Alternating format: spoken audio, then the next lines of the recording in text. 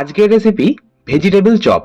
একদম রাস্তার ধারের দোকানগুলোর মতন পারফেক্ট ভেজিটেবল চপ বাড়িতেই কিভাবে খুব সহজে বানিয়ে নেওয়া যায়, আসুন তাহলে দেখে নেওয়া যাক আজকের এই ভিডিওটাতেই। প্রথমেই আমরা একটা স্পেশাল ভাজা মশলা তৈরি করব। তার জন্য গ্যাস বার্নারটা অন করে কড়াইয়ের মধ্যে দিয়ে দিচ্ছি একটা তেজপাতা, দুটো গোটা শুকনো লঙ্কা, একটা ছোট দারচিনির টুকরো, এই যেমন ধরুন হাফ ইঞ্চি মতন, আর তিনটে ছোট এলাচ। গ্যাসের ফ্লেমটাকে লো মিডিয়ামে রেখে 40 থেকে 50 সেকেন্ড এই গোটা গরম মশলাটা রোস্ট করব। যেহেতু গোটা গরম মশলাটা রোস্ট হতে সময়টা একটু বেশি লাগে, তাই এই গোটা গরম মশলাটা প্রথমে রোস্ট করলাম। এবার ওরই মধ্যে দিয়ে দিচ্ছি হাফ চা চামচ গোটা জিরে, হাফ চা চামচ গোটা ধনে, আর হাফ চা চামচ মৌরি।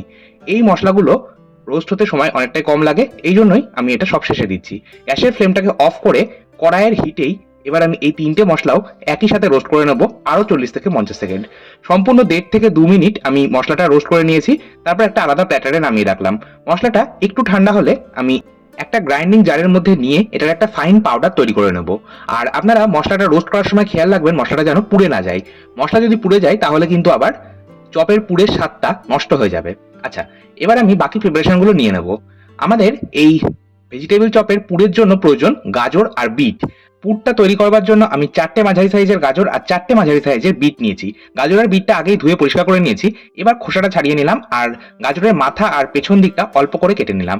এবার একইভাবে বিটটাও আমি খোসা ছাড়িয়ে নিচ্ছি আর বিটের উপরের অংশটা আমি কেটে নিচ্ছি। এইভাবে প্রত্যেকটা গাজর আর বিট রেডি করে নিয়েছি।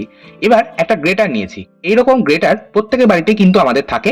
আর এই গ্রেটার দিয়েই আমি গাজর আর বিটটাকে গ্রেট করে নেব। আপনারা চাইলে ছুরি বা বটির সাহায্যে একদম মিহি করে কুচিয়ে নিতে পারেন। তবে এইভাবে যদি গ্রেট করে নেওয়া হয় তাহলে এই পুরটা তৈরি করতে সময় অনেকটাই কম লাগে। গাজরটা গ্রেটারের বড় দিকটা দিয়ে গ্রেট করে নেওয়ার পর আমি গ্রেটারের যে ছোট দিকটা থাকে সেই ছোট দিকটা দিয়েই বিটটাকেও গ্রেট করে নিয়েছি। বিট যেহেতু সেদ্ধ হতে সময় একটু বেশিই লাগে, এই জন্যই বিট চেষ্টা করবেন যতটা সম্ভব মিহি করে কুচিয়ে নেওয়া যায়। আচ্ছা, আমি এখানে 4টে মাঝারি সাইজের সেদ্ধ আলু নিয়েছি। আর আলুটা আমি খোসা সমেত প্রেসার কুকারে একদম হাই ফ্লেমে 4টে সিটি বা 4টে হুইসেল দিয়ে সেদ্ধ করে নিয়েছি। আর কুকারের স্টিমটা সম্পূর্ণ রিলিজ হয়ে গেলে গরম জল থেকে আলুগুলো তুলে নিয়েছি। আর আলুগুলো ঠান্ডা হয়ে গেলে আমি আলুর খোসাটা ছাড়িয়ে নিলাম। আর আমি কিন্তু সবসময় আলু খোসা সমেতই সেদ্ধ করি, আপনারা চাইলে খোসা ছাড়িয়ে নিয়েও কিন্তু আলু সেদ্ধ করতেই পারেন। এবার আমি আলুটাকে এইভাবে হাত দিয়ে ভেঙে নেব। আর এই সেদ্ধ আলু আমাদের চপের পুরের বাইন্ডিং এর কাজ করবে। এবার আমি পুরটা তৈরি করব। তার জন্য কড়াইয়ের মধ্যে 1 চামচ সর্ষের তেল দিচ্ছি। পুরটা আমি সর্ষের তেলে তৈরি করব, আপনারা চাইলে সাদা তেলে করতে পারেন, তবে সর্ষের তেল ব্যবহার করলে কিন্তু টেস্টটা বেশি ভালো হয়। তেলটা গরম হয়ে গেলে দিয়ে দিলাম 1 মুঠো কাঁচা চিনেবাদাম। চিনেবাদামটা আমি গ্যাসের ফ্লেমটাকে লো মিডিয়ামে রেখে মোটামুটি 1.5 থেকে 2 মিনিট ভেজে নেব। তবে বাদামটা আমি 1/4 চা চামচ লবণ দিয়ে ভাজবো। এতে করে বাদামটা একটু দ্রুত ভাজা হবে আর বাদামের মধ্যে লবণটা ভালো মতন ঢুকে যাবে। এতে করে বাদামগুলো খেতেও ভালো লাগবে। এবার আমি 2 মিনিট পর বাদামগুলো তেল থেকে ছেঁকে তুলে নিচ্ছি। ওই একই কড়াইয়ের মধ্যে দিয়ে দিচ্ছি আরো 2 টেবিল চামচ পরিমাণে সর্ষের তেল। তবে একটা জিনিস খেয়াল রাখবেন, এই চপের পুর তৈরি করার সময় যে কোনো চপের পুর তৈরি করার সময় তেলের পরিমাণ কিন্তু খুব একটা বেশি ব্যবহার করবেন না। দিয়ে দিলাম হাফ চা চামচ পাঁচফোড়ন। পাঁচফোড়নটা 10 থেকে 15 সেকেন্ড নাড়াচাড়া করে ভেজে নিচ্ছি। ফোড়ন থেকে যখন একটা সুন্দর গন্ধ বেরোতে শুরু করবে দিয়ে দিলাম 4টে মাঝারি সাইজের আগে থেকেই গ্রেট করে রাখা বিট। আর বিটটা যেহেতু সেদ্ধ হতে সময় একটু বেশি লাগে, এই জন্যই আমি বিটটা আগে দিলাম। আর বিটটা এবার গ্যাসের ফ্লেমটাকে মিডিয়ামে রেখেই 2 মিনিট ভেজে নেব।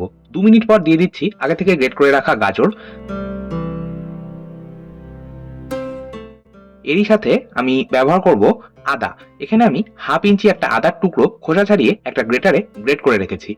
আর এরই সাথে দিয়ে দেবো ঝালের জন্য 2টো কাঁচা লঙ্কা। আমি কাঁচা লঙ্কাটাকেও গ্রেট করে ব্যবহার করছি। আপনারা চাইলে আদা আর কাঁচা লঙ্কাটাকে থেতো করে নিয়েও ব্যবহার করতে পারেন, তবে আদা কাঁচা লঙ্কা বেটে নিয়ে ব্যবহার করবেন না, কারণ যে কোনো রকম চপের পুরে আদা কাঁচা লঙ্কা যদি থেতো করে ব্যবহার করা হয় তাহলে টেস্টটা বেশি ভালো হয়। সমস্তটা মিশিয়ে নিলাম। দিয়ে দিলাম আগে থেকেই কুড়িয়ে রাখা নারকেল।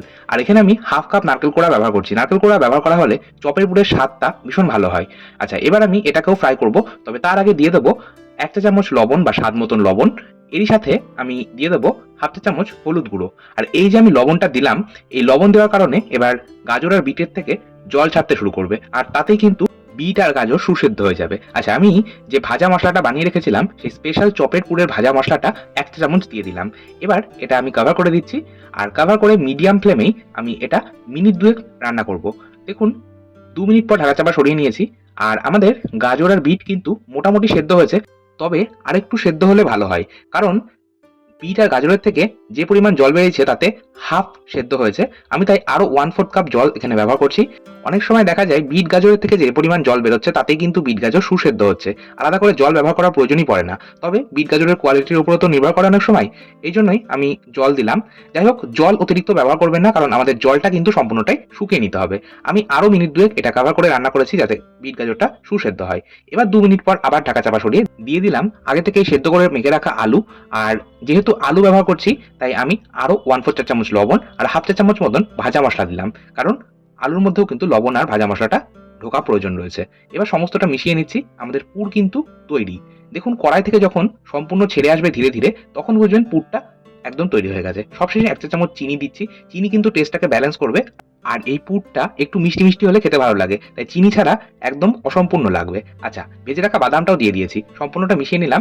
আমাদের চপের পুর একদম তৈরি। একটা আলাদা প্ল্যাটারে অবশ্যই এটা নামিয়ে ছড়িয়ে রাখছি যাতে ঠান্ডা হয়ে যায়, কারণ ঠান্ডা না হলে কিন্তু চপগুলো গলা যাবে না। গরম অবস্থায় যদি চপ গড়তে যাওয়া হয় তাহলে চপগুলো ফেটে যাবে। আচ্ছা, আমি এবার চলে যাচ্ছি নেক্সট স্টেপে। পুরটা ঠান্ডা হোক, ততক্ষণে আমি বাকি প্রিপারেশনগুলো নিয়ে নেব। আমি 2 প্যাকেট বেকারি টোস্ট বিস্কিট নিয়েছি। এই টোস্ট বিস্কিটটা আমি প্রথমে একটা বেলনের সাহায্যে প্যাকেটের মধ্যেই একটু ভেঙে ছোট করে নিলাম। তারপর একটা গ্রাইন্ডিং জারের মধ্যে দিয়েছি। এবার এর মধ্যে 1/4 চা চামচ লবণ আর 1/4 চা চামচ গোলমরিচ গুঁড়ো দিয়ে এটা একটা ফাইন পাউডার তৈরি করে নেব। একটা আলাদা প্ল্যাটারে নামিয়ে রাখছি। আচ্ছা, এবার আমি একটা পাত্রের মধ্যে নিয়ে নিচ্ছি 1/4 কাপ কর্নফ্লোর। কর্নফ্লোর যদি না থাকে অ্যারারুট ব্যবহার করতে পারেন। এর সাথে দিয়ে দেবো সম পরিমাণে অর্থাৎ 1/4 কাপ ময়দা। দিয়ে দিচ্ছি 1/4 চা চামচ লবণ আর 1/4 চা চামচ গোলমরিচ গুঁড়ো। এবার আমি এটার একটা ঘন ব্যাটার তৈরি করব। তার জন্য হাফ কাপ জল ব্যবহার করব। তবে জল কিন্তু সম্পূর্ণটা একবারে ব্যবহার করবেন না, অল্প অল্প করে জল দিতে হবে আর এটার একটা ঘন ব্যাটার তৈরি করতে হবে। ব্যাটারটা এমন হবে যাতে আমরা চপগুলো যখন এই ব্যাটারের মধ্যে ডোবাবো তখন একটা সুন্দর কোটিং তৈরি হয়।